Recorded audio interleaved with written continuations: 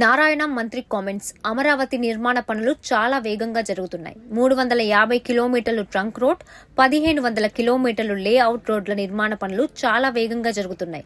రోడ్లతో పాటు underground drainage, drinking water, sewerage లైన్లు, విద్యుత్ లైన్ల పనులు జరుగుతున్నాయి. మార్చి నెలాఖరు నాటికి ప్రభుత్వ అధికారుల భవనాల నిర్మాణాలు పూర్తి చేస్తాం.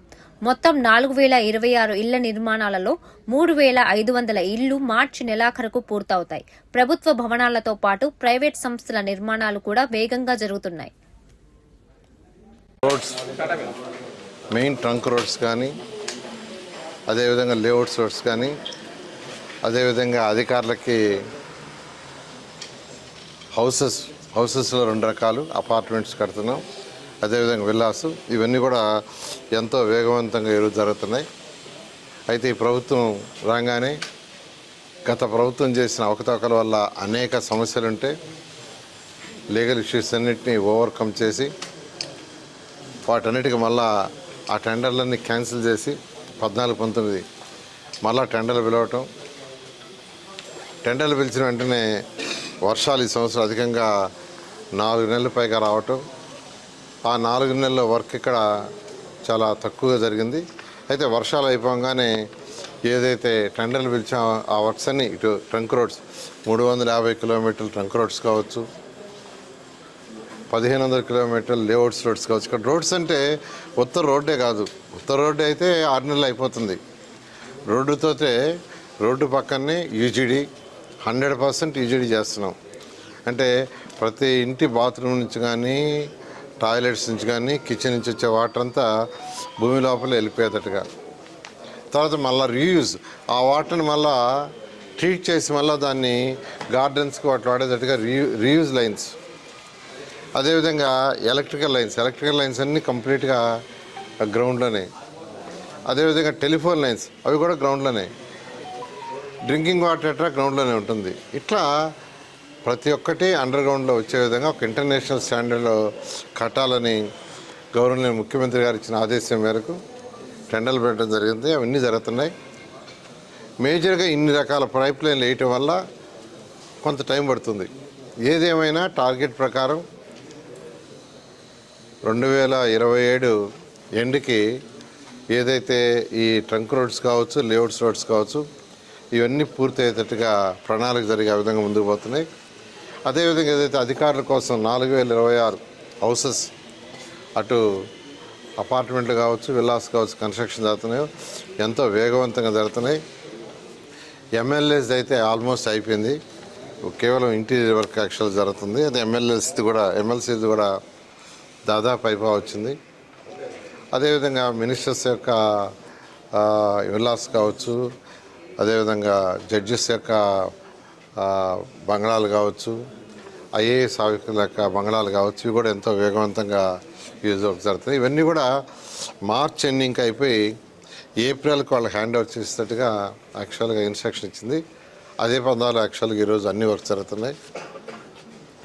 ఈరోజు తీసుకుంటే మనకు ప్రిన్సిపల్ సెక్రటరీసు వాళ్ళ యొక్క 25 విల్లాసు, అదేవిధంగా సెక్రటరీలకి ఒక 90 ఇండివిజువల్, అదేవిధంగా మినిస్టర్స్కి ఒక 35, జడ్జెస్కి ఒక 36, అదేవిధంగా ఎమ్మెల్యేలు ఎమ్మెల్సీలకి 288 మంది హౌస్ నేతకి అపార్ట్మెంట్లు, ఐఏఎస్ ఆల్ ఇండియా సర్వీస్ అధికారులకి ఒక 144, ఎన్జిఓస్కి 1968, అదేవిధంగా గజిటెడ్ అండ్ గ్రూప్ డి వాళ్ళకి 1440, మొత్తం 4026 హౌస్ ఎంతో వేగవంతంగా ఈరోజు కన్స్ట్రక్షన్ జరుగుతుంది.